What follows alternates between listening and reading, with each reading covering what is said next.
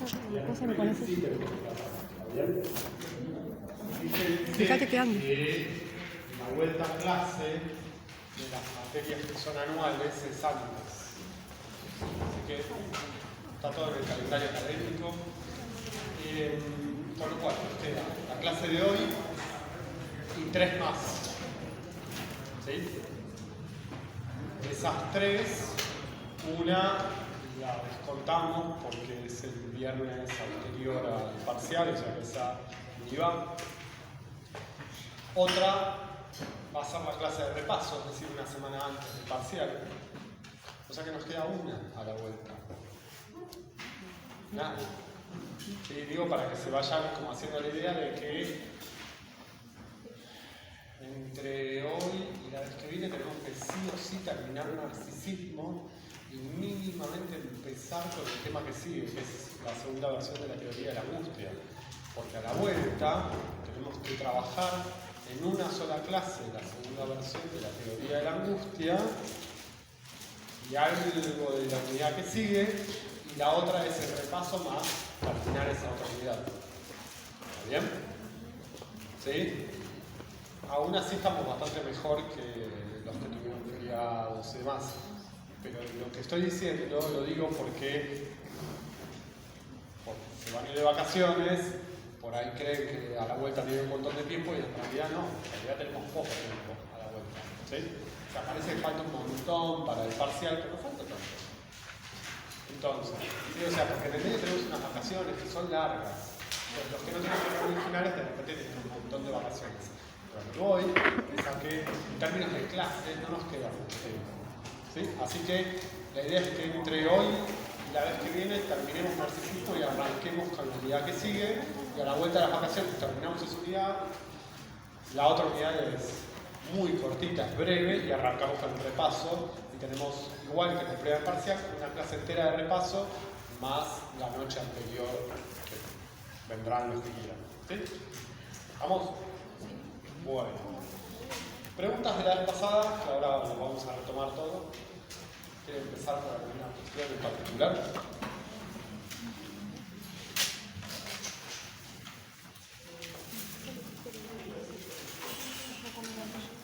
Bueno, introducción del narcisismo, ¿se acuerdan? Habíamos empezado con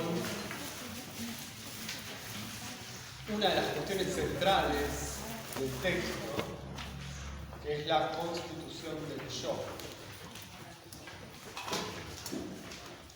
Y habíamos ubicado en la página 73 una frase de Freud, donde Freud dice que el yo nace por replegamiento de las investiduras, ¿se acuerdan?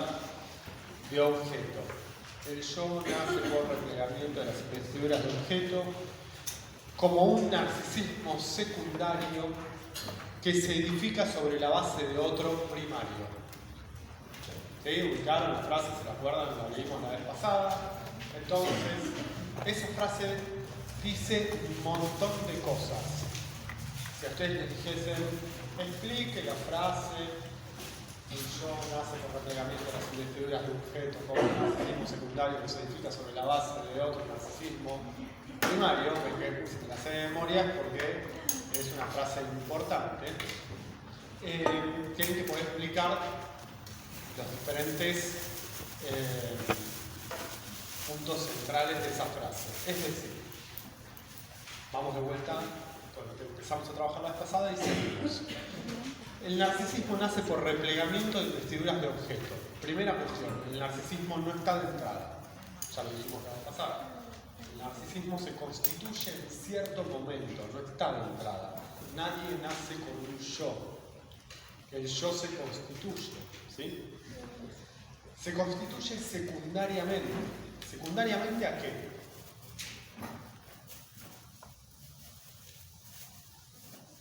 Esto es así. El yo se constituye secundariamente al autoerotismo. Primero está el autoerotismo.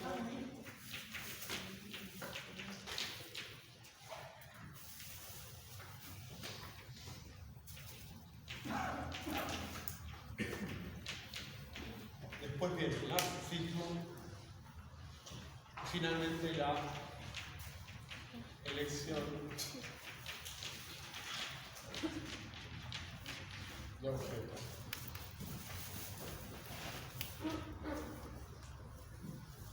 Primero está el autoerotismo. ¿Qué quiere decir esto? ¿Qué es el autoerotismo? ¿De dónde viene el término autoerotismo? ¿En qué lo pueden ubicar? ¿Cómo? Claro, pero ¿dónde lo estudiaron ustedes? Sí, ¿y a qué concepto hace referencia? Las funciones parciales. A la función, ¿no? El autoerotismo es la satisfacción de las pulsiones. ¿Es eso el autoerotismo o no? Definición de autoerotismo es la satisfacción de las pulsiones parciales. Todas las pulsiones son parciales, pero vale la pena agregarlo. ¿Sí? Entonces, en un momento lógico inicial, dice Freud, tenemos la satisfacción de las pulsiones parciales. ¿Y esto coincide con qué? Con otra cuestión que ocurre al mismo tiempo, que es el narcisismo primario. No escribe bien la pizarra, está muy mojado el pizarra.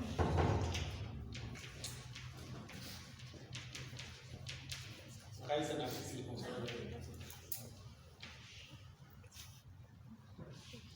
El autoerotismo coincide lógicamente con el narcisismo primario. ¿Qué era el narcisismo primario? ¿Se acuerdan? Sí, el que viene de parte de los padres cuando el niño es objeto de amor.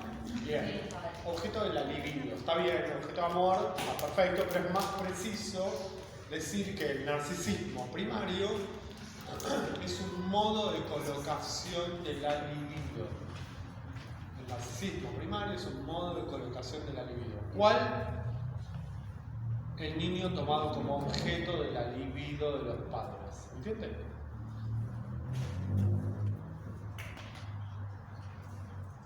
En este momento inicial, el niño es tomado como objeto de la libido de los padres y al mismo tiempo las pulsiones se satisfacen automáticamente. El chupeteo, como decían recién por ahí.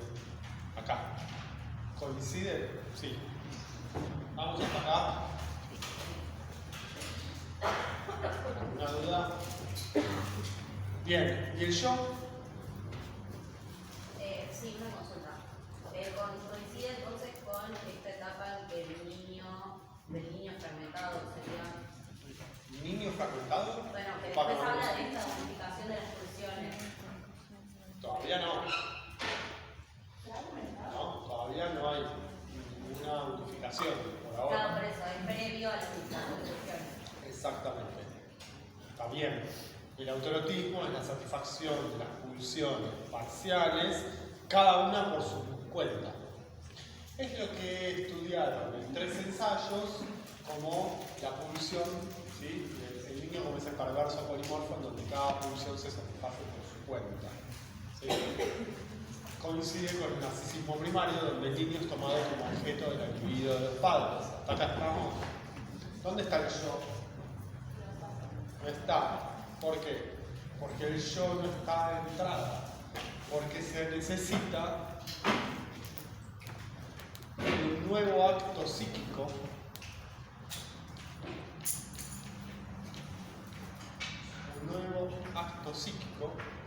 para que se constituya el yo. ¿Cuál es ese nuevo acto psíquico para que se constituya el yo? No lo van a encontrar en el texto, lo van a encontrar en otro texto, que nosotros vamos a trabajar más adelante, pero yo voy a aplicar el concepto ahora, porque si no se van a marear. El nuevo acto psíquico es la identificación. Y ahora lo explico. El nuevo acto psíquico es la identificación.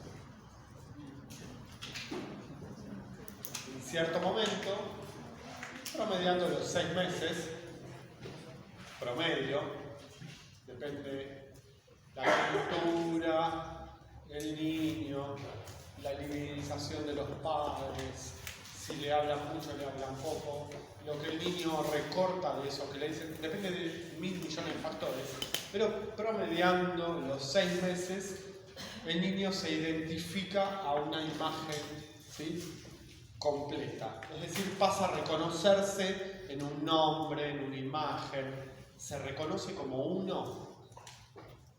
¿Se entiende? A partir de cierto momento se pasa a reconocer a sí mismo como uno.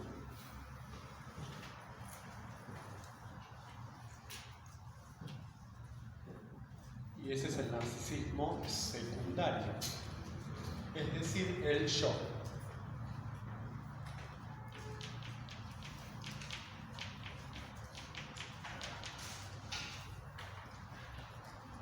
Ese es el narcisismo secundario, que se constituye por un nuevo acto psíquico, ¿cuál? La identificación.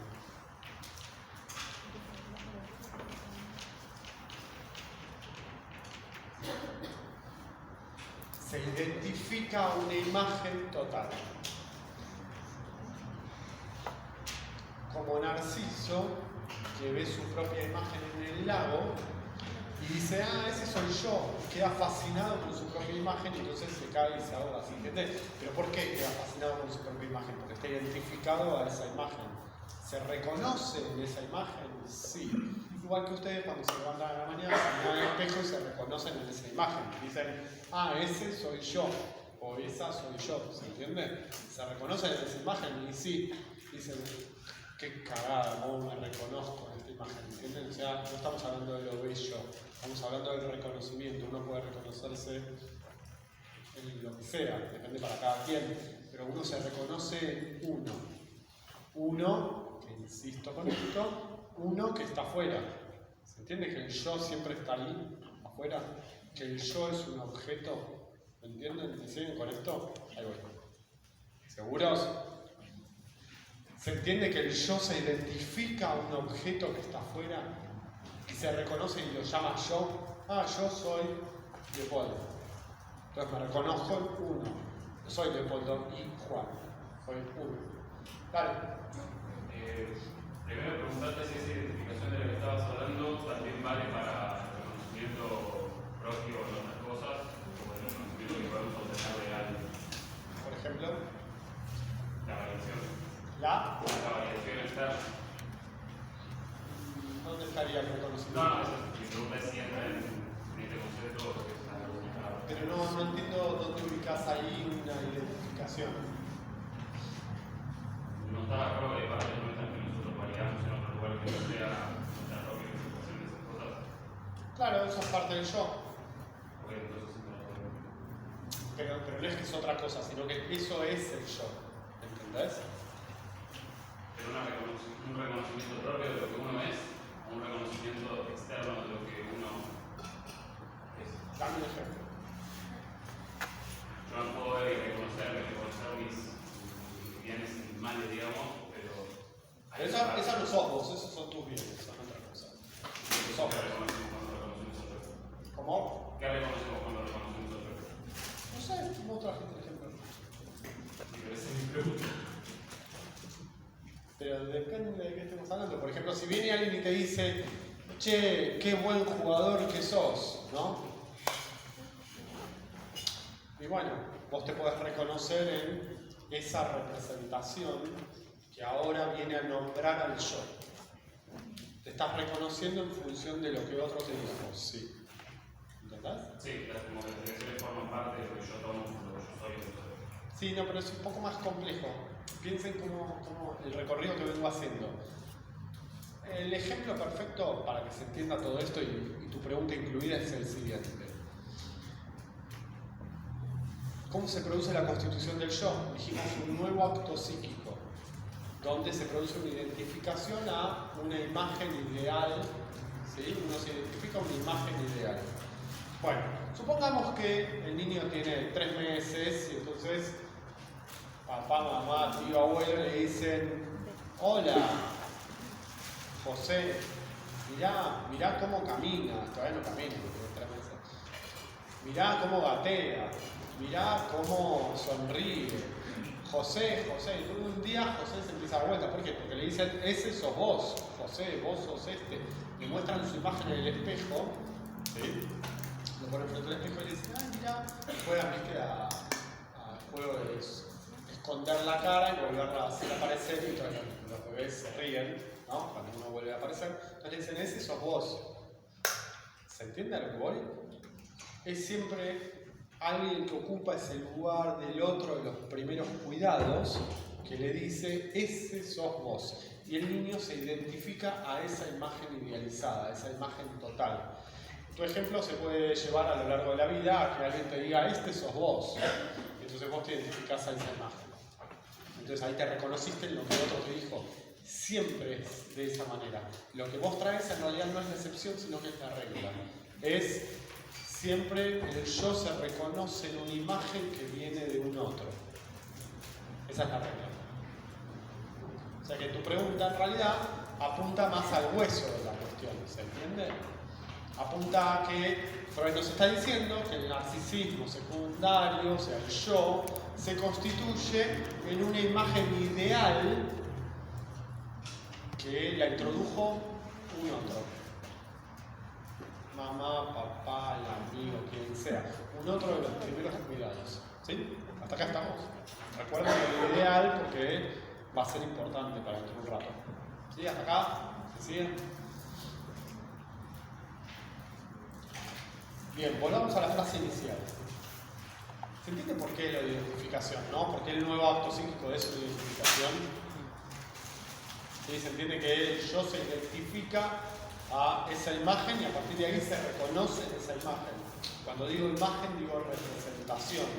Digo un nombre, la imagen de mí mismo. ¿Entiende? Son representaciones. A partir de ahí el yo se reconoce en una representación.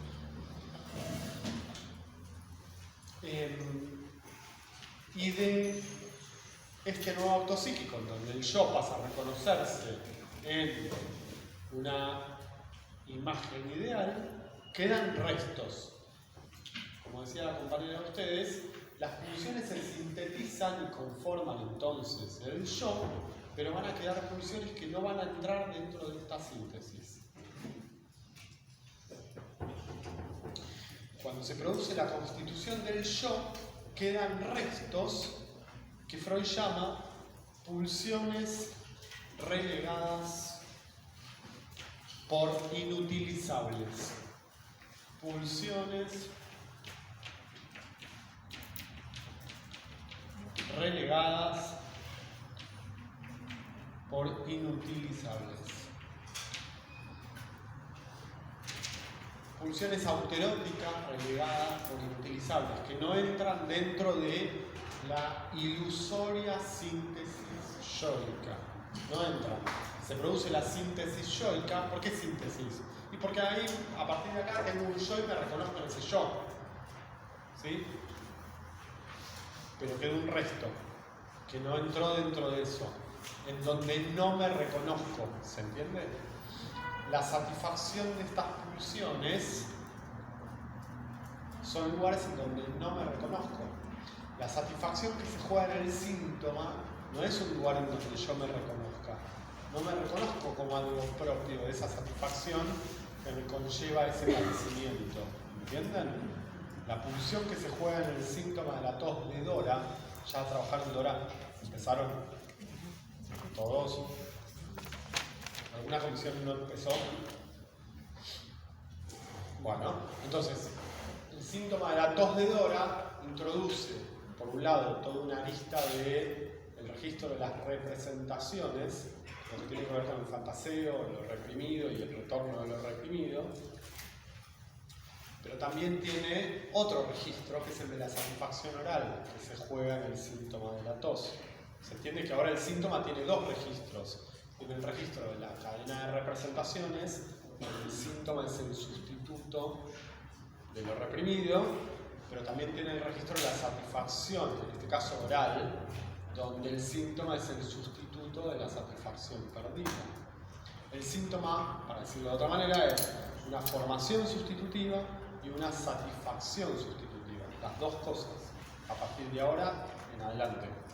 ¿Se entiende?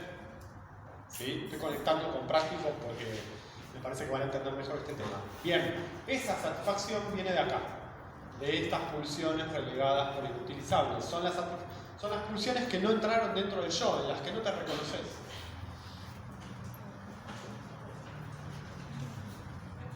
Sí.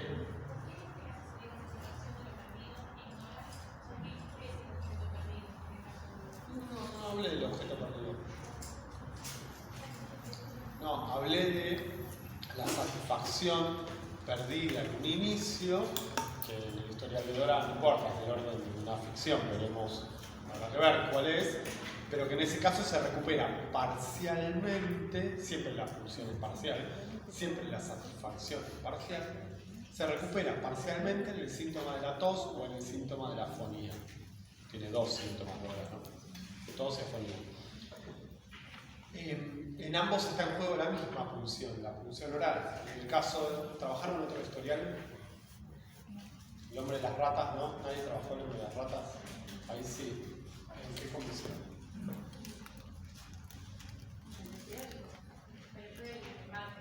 Ah, ok. Bueno, en otro historial, que es el que Freud bautiza como el hombre de las ratas, una fantasía con unas ratas, la satisfacción es otra, es la satisfacción anal, en que depende del caso, la satisfacción está localizada en una zona erógena distinta. Pero cuando estamos hablando de la satisfacción parcial de las pulsiones, estamos hablando de estas pulsiones que no entran dentro de la síntesis yoica. ¿Acá estamos? ¿Cómo se produce esto? Piensen en lo siguiente. ¿No hablamos del ejemplo de la torta la vez pasada? Bueno, ¿quién sabe hacer una torta? ¿Quién sabe hacer una torta? Vos, listo, ya está. ¿Cómo haces una torta? La más básica de conozco. ¿Cómo haces? Harina, huevo, agua. Ingredientes. ¿Y después qué haces? Metés todo dentro de un bol. ¿Sí? ¿Estamos acá? No. Porque no son las funciones relegadas por inutilizables. O sea, ¿tiraron todo eso a la basura? No es lo inutilizable, ¿se entiende? No estamos acá, no estamos en ningún lado por ahora. Dale. Y después con un molde. Lo pones en un molde. ¿Tenemos la torta ya? No. Bien. O sea, ya se ve mejor la torta de yo. Ya entraría, ¿no? Ya. Dale. Metés al horno. Lo dejás 5 horas. Lo sacás. Porquería. Bien. Tenés la torta. ¿Es una unidad comparable a sí misma? O sea, vos la reconocés como una torta. Decís, acá está la torta. O sea, es una unidad. No importa si le falta un pedazo, porque aunque le falta un pedazo, vos reconoces eso como una unidad. ¿Se entiende? Vos podés reconocerte a vos como alguien melancólico, como alguien como Messi, lo que vos quieras, pero en definitiva es una unidad porque te reconoces como uno, ¿sí? Claro, pero en el mismo acto en que hicimos la torta, cuando metiste todo en el molde y la metiste en el horno, ahí te quedaron restos relegados por inutilizables, que son esas partes de los ingredientes que, bueno, te sobraron y los tiraste. ¿Se entiende? Los restos no están antes de la constitución del yo. Los restos se producen en el mismo acto de la constitución del yo. ¿Se entiende lo que estamos diciendo? Nunca puede haber un resto antes de una síntesis. El resto es el resultado de que vos decís, acá tengo la unidad. Ah, bueno, entonces esto es un resto. ¿Entienden que es en el mismo acto que tengo una unidad y un resto? Bueno, esto es igual. No es que primero están esas pulsiones que se satisfacen por ahí y después un día el niño tiene un yo. Es en el acto psíquico de la identificación que se constituye un yo que restan ciertas pulsiones, que son las que a partir de ahí llamamos pulsiones parciales. ¿Sí? Bueno. Sigo. Vuelvo a la frase de la página 73. El narcisismo nace por replegamiento de investiduras de objeto. Claro, porque a esto le falta una parte más.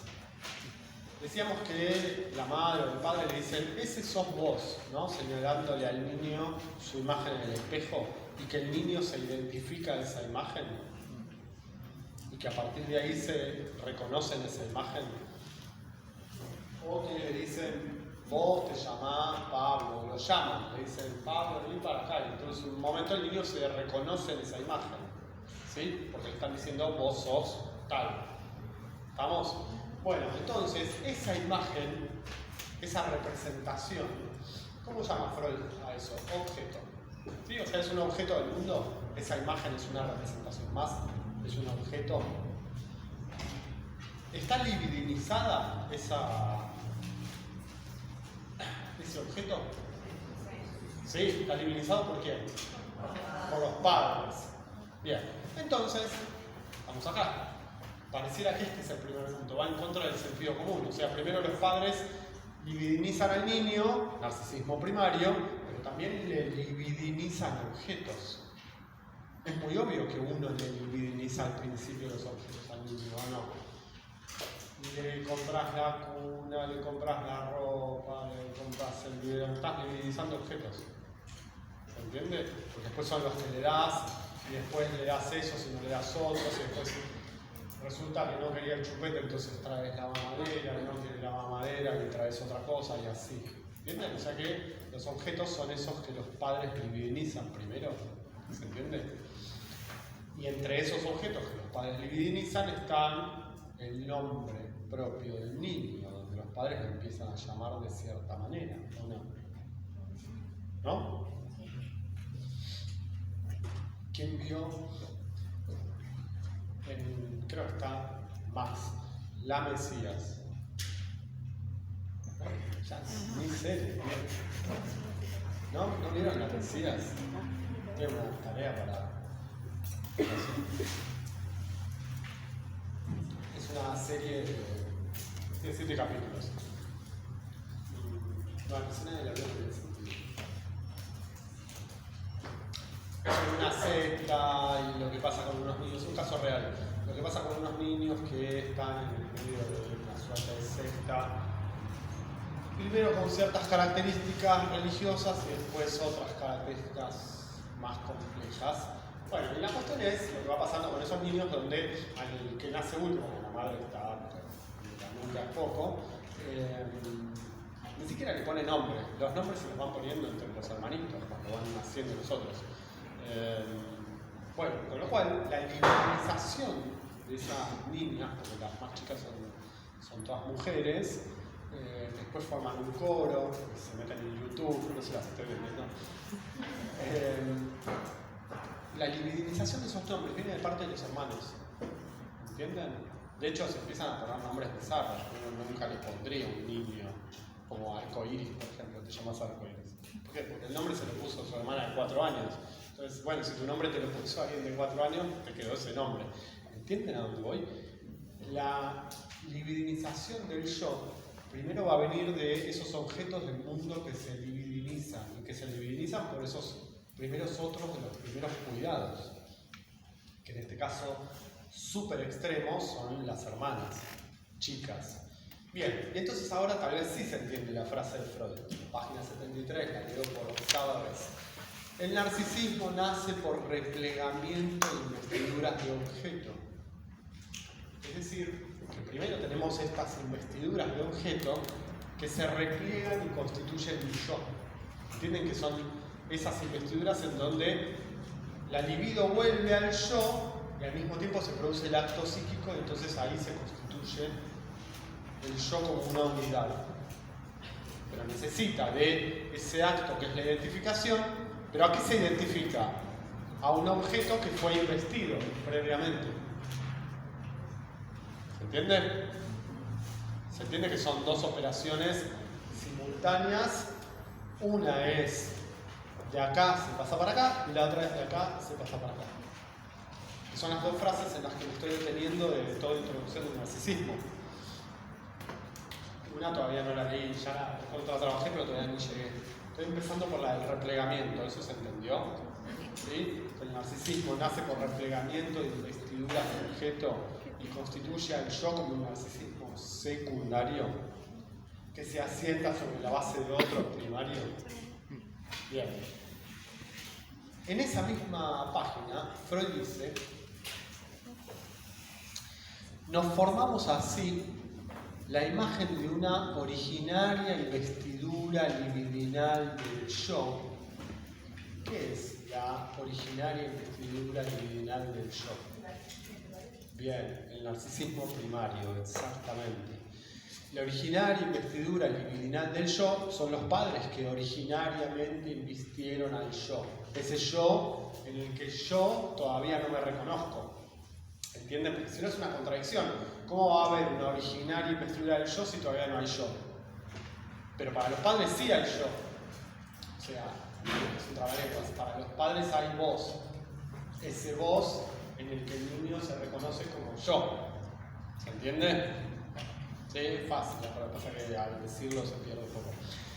Entonces, nos formamos así la imagen de una originaria investidura libidinal del yo, cedida después a los objetos, ¿sí? O sea que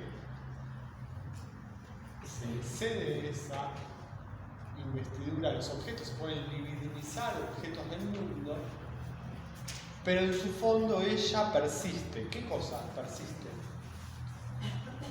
La originaria investidura libidinal del yo. ¿Estamos hasta acá? ¿Sí? Muy difícil. Recapitulo y avanzo con esta idea. Lo más importante de todo, hasta acá, lo más importante es que se entienda que el yo no está de entrada. Eso se entendió, supongo. ¿Cómo se constituye? Por la vía de un nuevo acto psíquico. Frase que tienen que subrayar y recortar. No van a encontrar en el texto cuál es el nuevo acto psíquico, eso lo agregué yo de otro texto que se llama Psicología de las Masas, ya vamos a llegar. ¿Sí? Ese acto psíquico es la identificación. Hasta acá estamos. ¿Qué es la identificación? Que yo me identifico a una representación. Ahora yo me reconozco en esa representación. Mi nombre, mi club, soy de Racing, qué sé yo, no sé, lo que sea. Son esos lugares en los que me identifico. ¿Está bien? Bien, entonces el yo se constituye secundariamente identificándose a una representación. Esa es la primera idea, y a eso lo llamamos el nuevo acto psíquico. ¿Hasta acá alguna duda? No, bien. Segunda idea. Simultáneamente a eso se produce una segunda operación, que es que el yo nace por replegamiento de las investiduras de objeto. Es decir, que tienen que estar investidos los objetos del mundo, por los padres, para que esos estén investidos libidinalmente y el niño pueda identificarse a alguno de esos objetos, es decir, a su nombre, a su representación, en su imagen corporal, etc. Si los padres no libidinizan los objetos, no te puedes identificar a eso. ¿Se entiende? Y eso produce un fracaso en la constitución del yo. No lo vamos a trabajar acá, no se trabaja en la facultad en general, pero produce una patología muy grave, ¿se entiende? Porque es un fracaso a nivel de la constitución del yo. Después tenemos fracasos posteriores. Cuanto más posterior es el fracaso, menos grave es la patología. ¿Se entiende? Es una cuestión de sentido común. Si el fracaso es muy temprano, el fracaso está muy tempranamente en la constitución del aparato psíquico. Cuanto más tardío es el fracaso, siempre hay fracaso. La represión, ¿se acuerdan que es el fracaso de la defensa? Entonces, cuanto más tardío es el fracaso, menos problemas tenés. En el mejor de los casos tenés un síntoma, las neurosis, ¿se entiende? Pero acá estamos en el punto en donde, bueno, esta libidinización de los objetos tiene que estar. Y hay casos en donde eso no está, ¿se entiende? Bueno, nosotros no vamos a trabajar eso, nosotros estamos partiendo de los casos en donde el yo se constituye. Para que el yo se constituya, tiene que estar libidinizado un objeto, y la libido vuelve, y entonces inviste a esta representación en la que yo paso a reconocer. Segunda idea. ¿De esta segunda idea alguna duda? ¿Nada? ¿Seguros? Entonces vamos a la tercera idea, que es la que nombraba recién. Está en la misma página, es como que casi que tienen que leer una página, chicos. Está todo en la 73. Esta idea, la tercera, que es la que leí recién, la vamos a empezar a reconocer como la metáfora de la ameba. La metáfora de la ameba. ¿Qué es una ameba? ¿Quiénes están cursando neuro?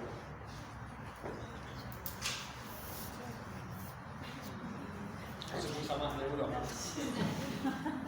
¿Nadie está cursando neuro?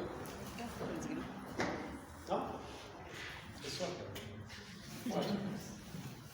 ¿Ya lo hicieron? Ah, bueno, entonces saben lo que es una ameba, ¿o no? Si no saben lo que es una ameba, o cambió el programa o sacamos el uno. Si es parte central. La plicia. ¿No estudiaron?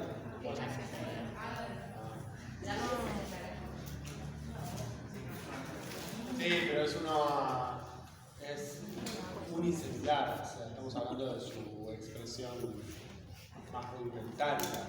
La ameba es ese organismo unicelular que emite seudópodos, dice la frase de acá, emite seudópodos y después los trae hacia sí. ¿Se entiende? O sea, y esos son como tentáculos que van donde reconoce algo del mundo y después vuelven. Y es eso, o sea, una vida muy tranquila. ¿No? Bueno, ¿qué está diciendo Freud? Se entiende que algo puede salir, investir objetos y volver. Bien, ¿se acuerdan de lo que trabajamos la vez pasada? Del circuito liminal. ¿Se acuerdan que estuvimos toda la vez pasada hablando de un circuito liminal? Decíamos que la libido, el conflicto psíquico, ahora Freud lo encuentra entre el yo y el objeto. Si la libido está puesta acá o está puesta acá, y que Freud intenta sostener su conflicto psíquico, el dualismo, intenta sostener ahí. Bien. ¿Por qué trabajamos la metáfora de la ameba? Porque es el anticipo en este texto del segundo y último dualismo pulsional. Es donde Freud dice algo que a todos nos va a venir bien para poder llegar al segundo dualismo funcional. Dentro de, o sea, en 1920, o sea que le faltan todavía 6 años. Pero Freud ya acá tiene la idea, lo que pasa es que no la puede conceptualizar, le faltan los referentes clínicos. Entonces nosotros ahora la vamos a trabajar, ¿sí? Empezamos ya a trabajar lo que va a ser el segundo dualismo funcional, pero por ahora estamos, si se acuerdan de lo que dijimos la vez pasada, estamos en el falso dualismo. ¿Sí? O sea que en el examen ustedes tienen que hablar del falso dualismo, no del segundo dualismo, porque todavía no existe. Pero podemos llegar a apuntarles por la metáfora de la ameba. ¿Sí? Entonces vamos a trabajar. Página 73. Nos formamos así la imagen de una originaria investidura libidinal del yo, esta, cedida después a los objetos, es decir, que esa libido que tus padres te prestaron, porque te invistieron con esa libido, la usás para investir objetos. Y después vuelve al yo. Y después investiís objetos. Y después vuelve al yo. Y después investiís objetos. ¿Se entiende? Entonces, nos formábamos así la imagen de una originaria investidura libidinal del yo, cedida después a los objetos. Pero, en su fondo, ella persiste. Como los seudópodos de una ameba. ¿Alguien tiene la frase ahí? ¿Cómo termina? Seudópodos que emite esta pieza de la colocación libidinal. Más fuerte, también, pero acá no te escucharon. Dice, es a las investiduras de objetos como el cuerpo de una ameba, a los seudópodos que emite. Es una regla de 3 simple. Es a las investiduras de objeto, como el cuerpo de una ameba, a los seudópodos que emite. ¿Se entiende? El cuerpo de la ameba es esa originaria investidura libidinal del yo. Los seudópodos que emite es la libido de objeto.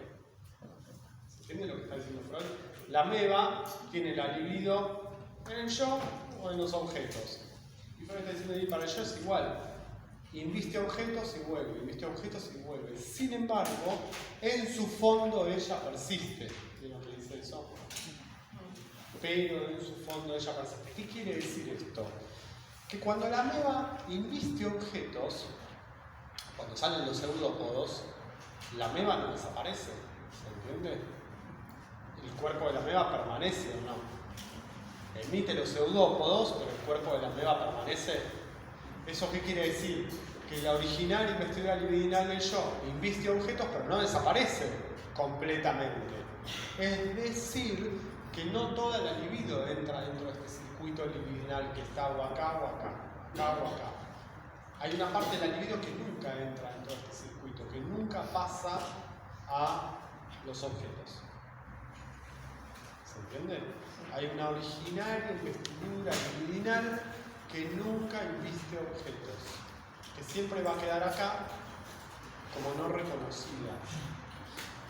Hay una parte que no entra dentro del circuito libidinal, investidura objeto, investidura yo, investidura objeto, investidura yo.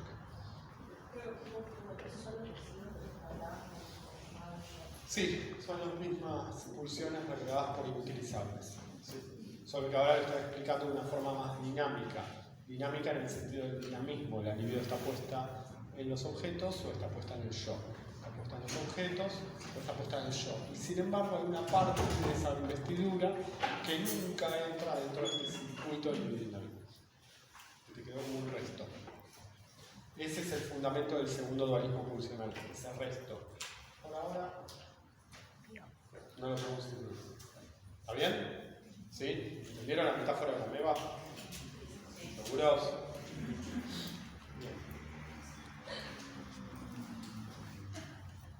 Estamos trabajando en la parte más difícil, ¿eh? Este circuito libidinal es como los vasos comunicantes de los que le hablaba la vez pasada, ¿se acuerdan?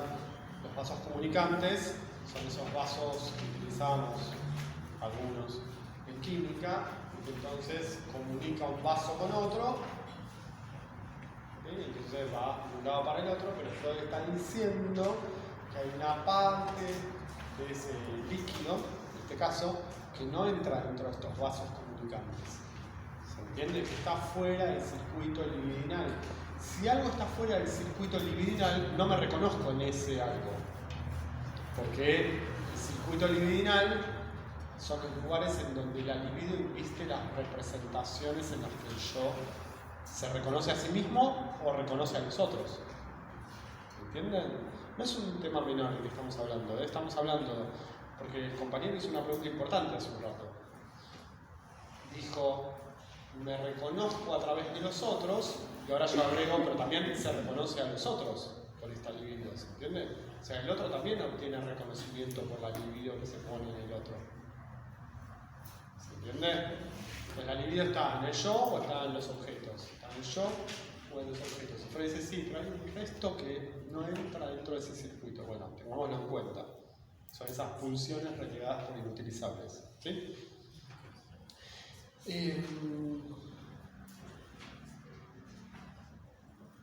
Bueno, hasta acá, esta parte. ¿Alguna duda? Le vamos a seguir agregando algunas cositas, pero todo esto está a lo largo de el primer apartado de introducción del narcisismo, que es el más importante, es el más difícil. La introducción del narcisismo está dividido en 3 partes. ¿Sí? Bueno, toda la primera parte es lo que estuvimos trabajando y es la más importante. La segunda parte no nos interesa demasiado, les va a interesar después, les va a interesar para cuando atiendan, les va a interesar para la vida, pero no para el parcial. ¿Por qué digo esto? Porque en realidad la segunda parte tiene un montón de cuestiones súper interesantes para la clínica. Por ejemplo, cuando empieza Freud a ubicar las formas en que se elige el objeto de amor.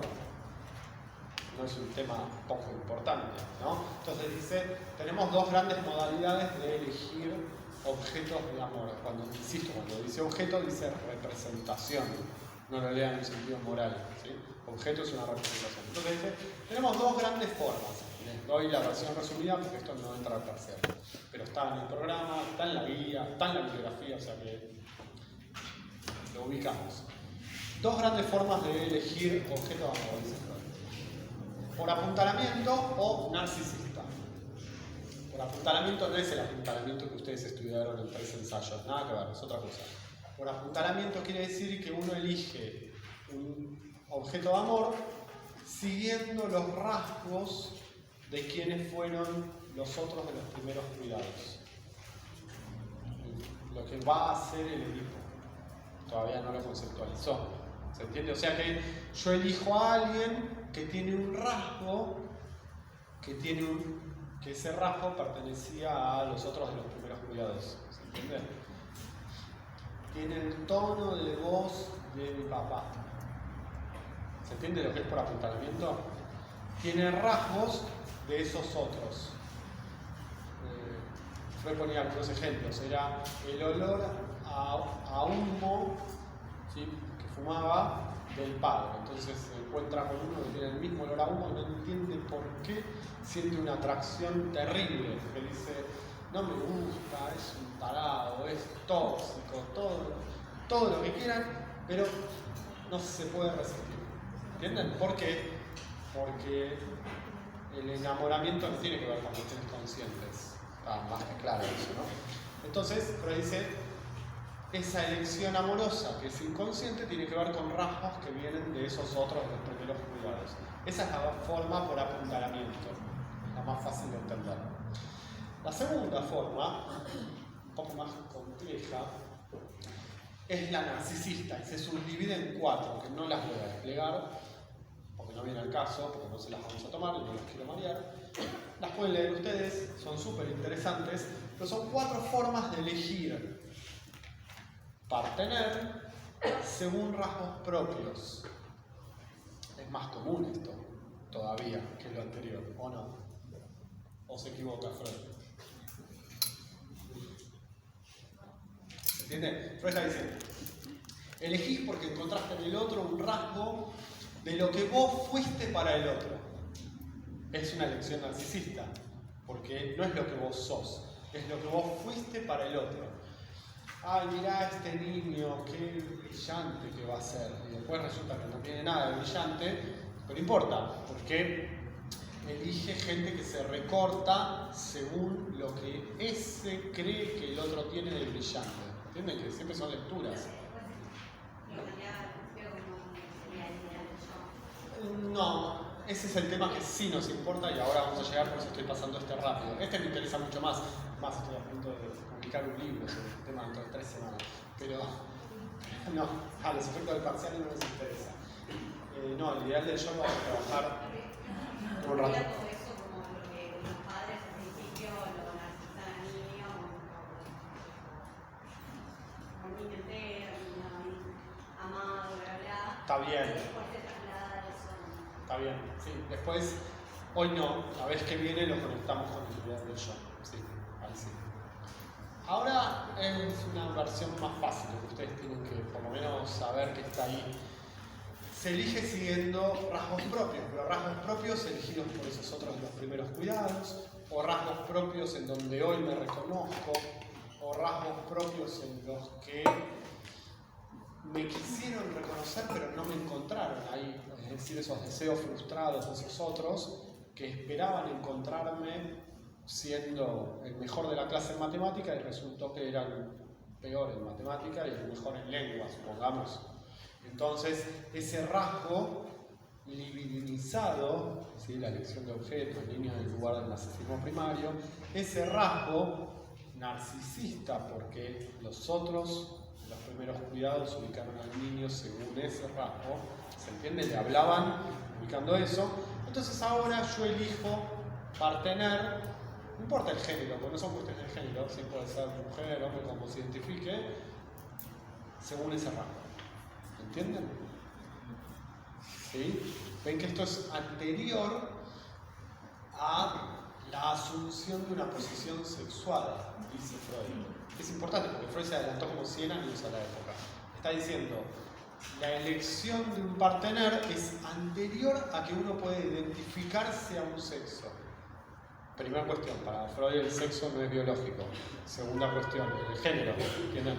Segunda cuestión, No solo que no es biológico, sino que además es producto de un proceso bastante arduo que vamos a trabajar, que es la identificación a un género. Tercera cuestión, no está de entrada, llega más cercano a la pubertad. ¿Entienden? O sea, Freud se adelantó 100 años por lo menos. ¿Sí? ¿Me siguen? Bueno, todo eso está ahí. Listo, ya está. Apartado 3. A los efectos de parcial, esto no va a hacer. El apartado 3, solo voy a decir lo que tienen que leer. No lo vamos a trabajar hoy porque me parece que ya es un montón. Pero si tienen preguntas, nos quedamos y la hablamos.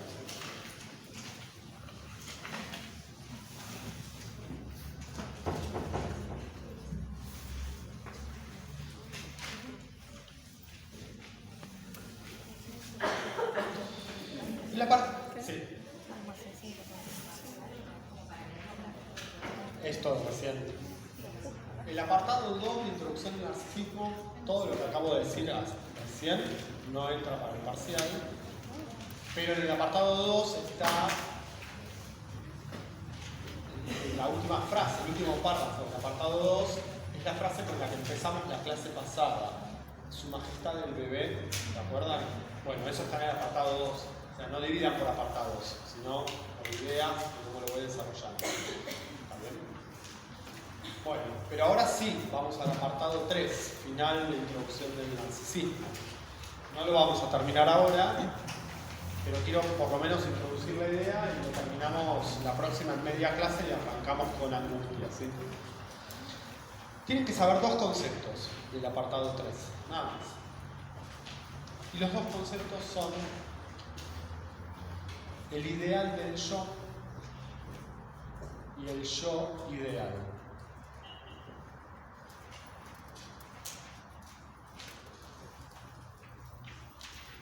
Yo ideal, ideal del yo. No son lo mismo, son conceptos distintos.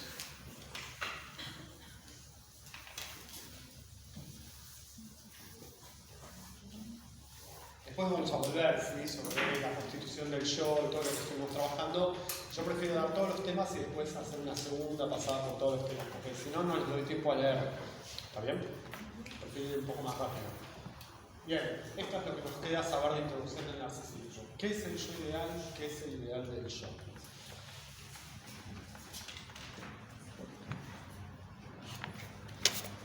El apartado empieza con una pregunta de Freud. ¿Qué se hizo del narcisismo primario? ¿Qué pasó con la libido que estaba en el narcisismo primario? Esta es la pregunta de Freud.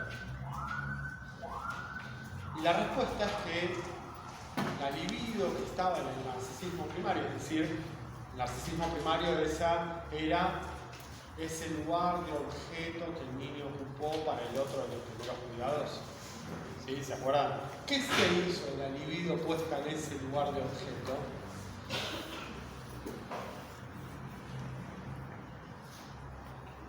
Porque Freud dice que se abandona ese lugar, pero como nada se pierde, todo se transforma, entonces la libido fue a parar a otro lugar.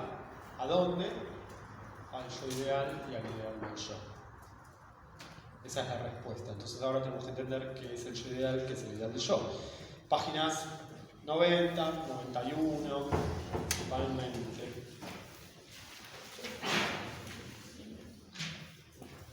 Bien.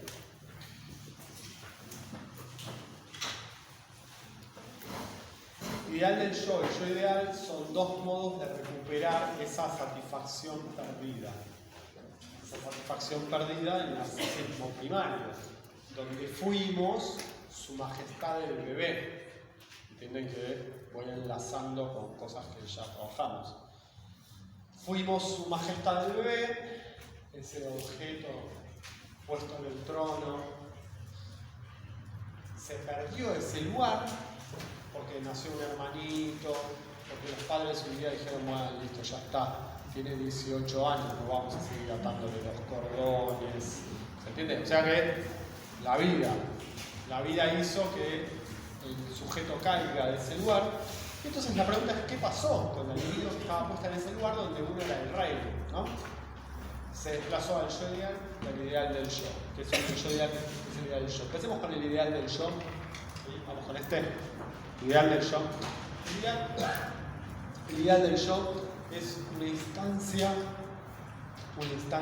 normativa.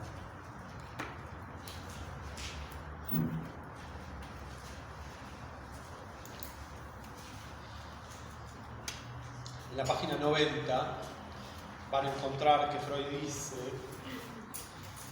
mociones pulsionales libidinosas sucumben a la represión cuando entran en conflicto con representaciones culturales y éticas. Es decir, que hay ciertas mociones pulsionales, ciertas pulsiones que tratan de satisfacerse y que son reprimidas cuando entran en conflicto con representaciones culturales y éticas, ¿sí?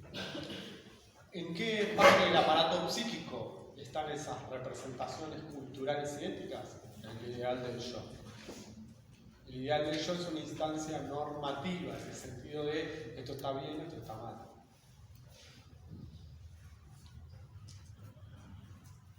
¿Se entiende lo que es la norma que da cuenta del ideal del yo? Freud dice: ha erigido, o sea, se inscribió, se incorporó en el interior de uno mismo, de sí, un ideal. O sea que en cierto momento de la constitución del aparato psíquico, uno incorpora, uno erige dentro de sí un ideal. Vieron que hay un momento en el cual los niños pasan a tener normas, se interiorizan.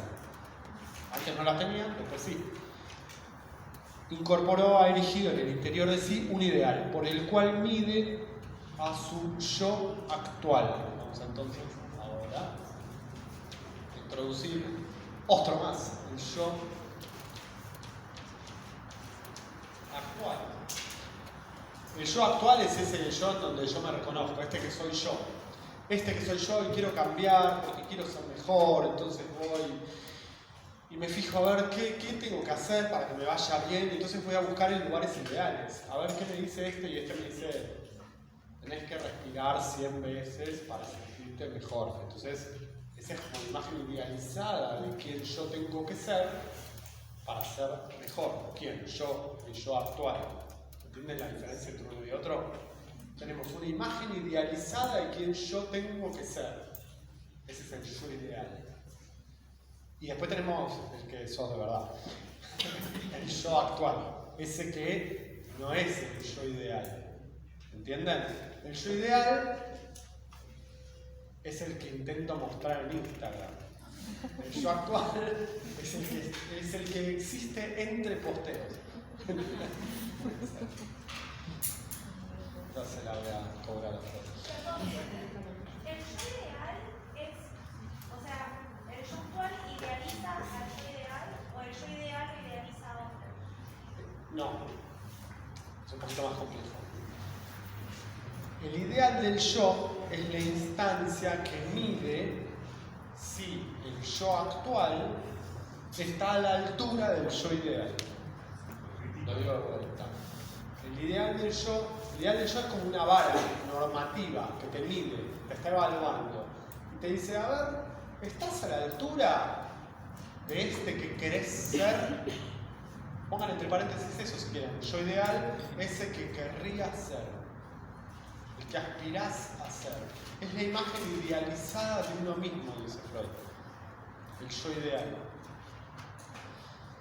El yo ideal es la imagen idealizada de uno mismo.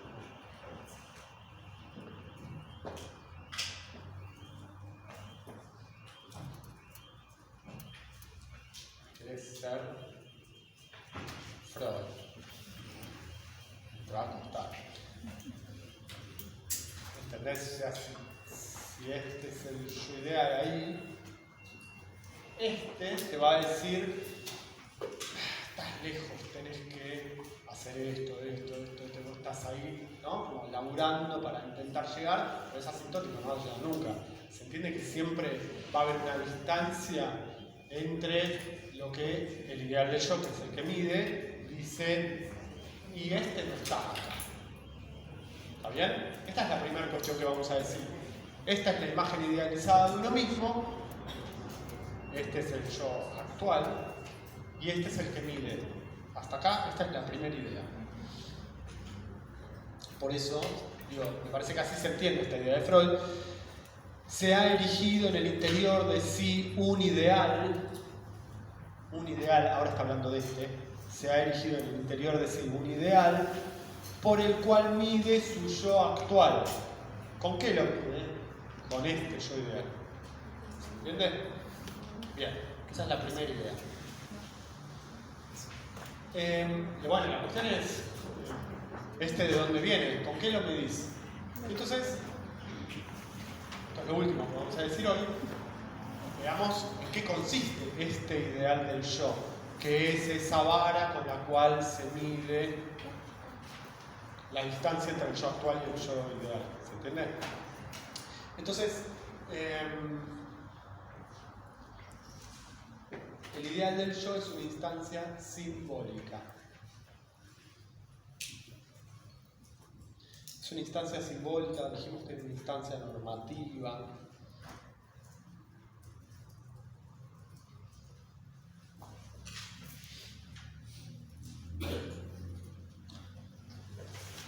Por ejemplo, vieron que entre los ladrones hay códigos. Bueno, ¿hay códigos? ¿Y cuándo se ha cumplido un código entre ladrones?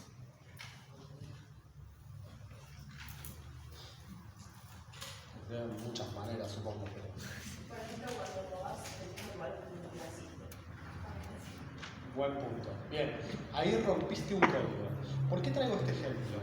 Para darles rápidamente la idea de que estamos hablando de ideales normativos éticos universales. No estamos hablando de eso porque eso no existe.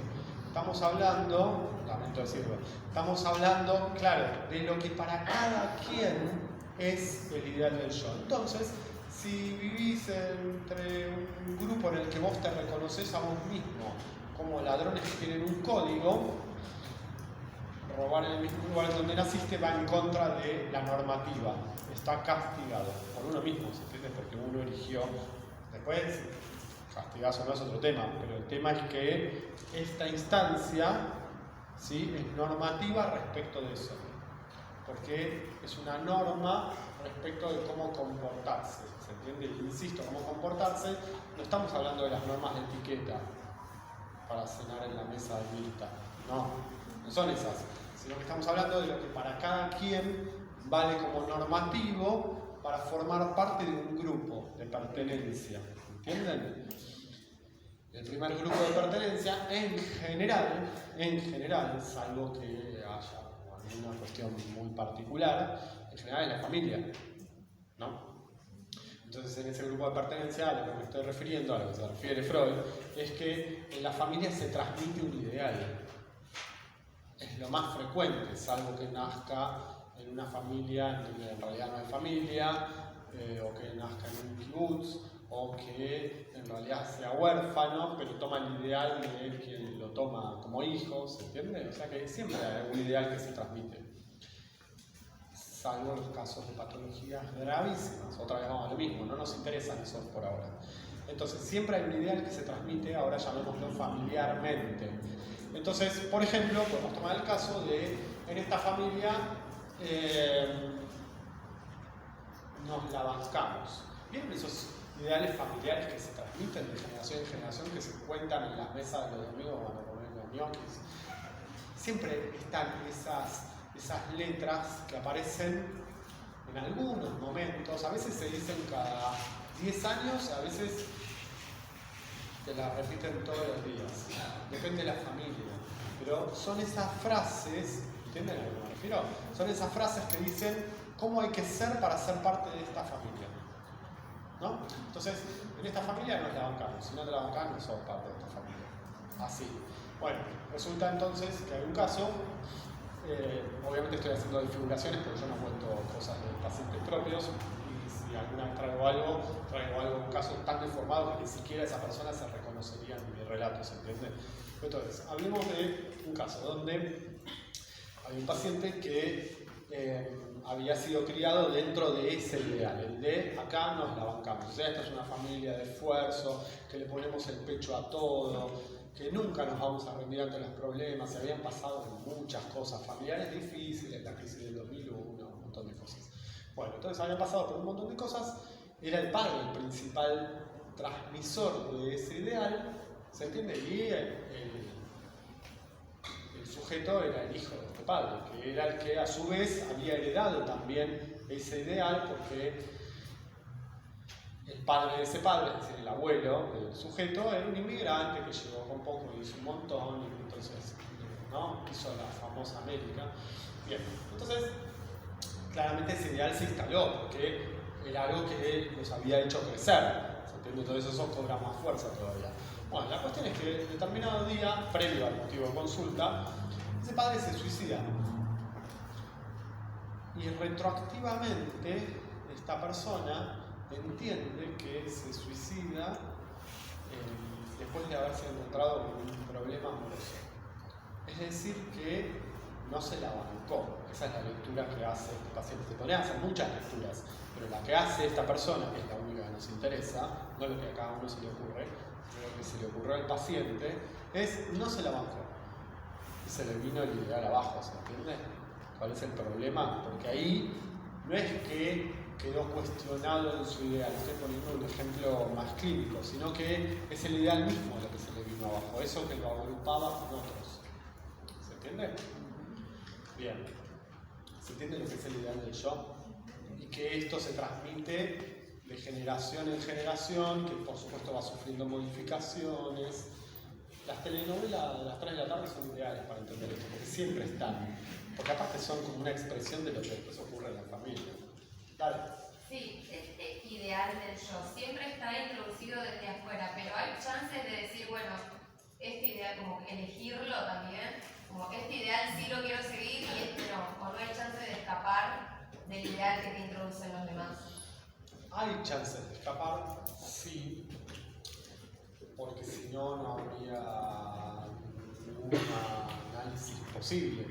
Hay chances de escapar de dos maneras. Una, la vida te puede llevar a, como a este paciente que estoy contando, a que ese ideal caiga. Y no había un análisis de por medio. Llega el análisis porque el ideal cayó y entonces estaba en lo que yo llamaría una crisis subjetiva. No sabía de dónde venía, porque el lugar del que creía que venía se le volvió muy raro, ¿se entiende? O sea, yo pensé que estaba en la familia de los que se identifican al blasón, a la heráldica de los que nos la bancamos, y resulta que no se la bancó, encima por un problema de amores, ¿se entiende? Esa es la lectura, no digo que encima por un problema de amores desprestigiando el poder que puede tener un problema de amores, ¿sí? Pero para este paciente tenía ese valor. Entonces sí, ese es un modo. Y el otro es un análisis, claro. Sí, el análisis está mandado a hacer para justamente permitirle a alguien salir de eso que si no es como un destino. O sea que la base del ideal del yo está en constante modificación también. Sí, no es tan fácil. No tanto No es tan fácil. No es tan fácil. No es tan fácil porque aparte el grupo se resiste. Esto no lo trabaja Freud, pero lo trabajan otros psicoanalistas posteriores. Cuando alguien trata de correrse, el grupo dice, pará. O sea, no, como la mafia. No nos toques esto. Y el grupo se maneja en modo mafioso, no importa si es mafia o no. Se entiende que el grupo no quiere que, ¿por qué? Lo vamos a trabajar dentro de un par de clases, el ideal agrupa. ¿Entienden a dónde voy? Cuando ustedes son muy chicos, esta también. ¿Cómo? Claro, pero entienden que el ideal agrupa. Se entiende que los elementos del conjunto forman parte del conjunto porque todos son identificados al mismo ideal. Si un conjunto, ¿cuál? Si yo digo la gallina, ¿es un conjunto? Las gallinas, sí. Si yo digo los bosteros, ¿es un conjunto? ¿Son todos iguales? No. Son todos bien distintos, pero... No, son todos iguales. Pero en la cancha se entiende que se arma como una hermandad. En ese momento dura, ¿no? 1 hora 40, nada más. Sí, fuiste antes de la cancha, pero ustedes se van. Se entiende que arma esa cosa de hermanados. ¿Quién era el que gritaba no me peguen, soy Jordano, ¿no? ¿Se acuerdan de eso? ¿La conocen la escena de Jordano? Cuando le no me peguen, soy Jordano, porque sos de Boca, la pararon todos. Entienden que el ideal arma este fenómeno de masa, como lo va a llamar Freud en el texto, Psicología de las masas, y análisis del yo, donde justamente va a trabajar esto que nosotros ya estamos trabajando acá. El ideal que agrupa, que arma conjunto. ¿Se entiende lo que es el ideal del yo? ¿Sí? Bien. Entonces, uno puede identificarse a ciertos colores. Entonces, claro, fue Argentina, ganamos la Copa del Mundo y estábamos 6 millones de boludos ahí, ¿no? Uno dice, yo también, ¿eh? Pero se entiende que eso es solo porque estamos en ese momento agrupados por cierto ideal, por ciertas cosas, con obviamente un contexto histórico, eso en otro momento que se distinto, ¿sí? Eso agrupa. Entonces, lo que está diciendo Freud es que esto vale como instancia normativa para el sujeto. Cuando estamos hablando de algo un poco más fino, ¿sí? Ahora ya no estamos hablando de los colores de un equipo de fútbol, aunque para algunas familias eso puede ser también muy importante, ¿sí? Muy determinante. Pero bueno, en general, lo que estamos hablando es de esa instancia, es decir, esos elementos normativos a partir de los cuales se mide quién sos en relación a la imagen idealizada. ¿Se entiende? Bueno, hoy suficiente, ¿no? ¿Seguimos la vez que viene? Creo que en 20 minutos terminamos introducción del narcisismo y arrancamos con la angustia la vez que viene. Así que estamos más que bien. Bueno, buen fin de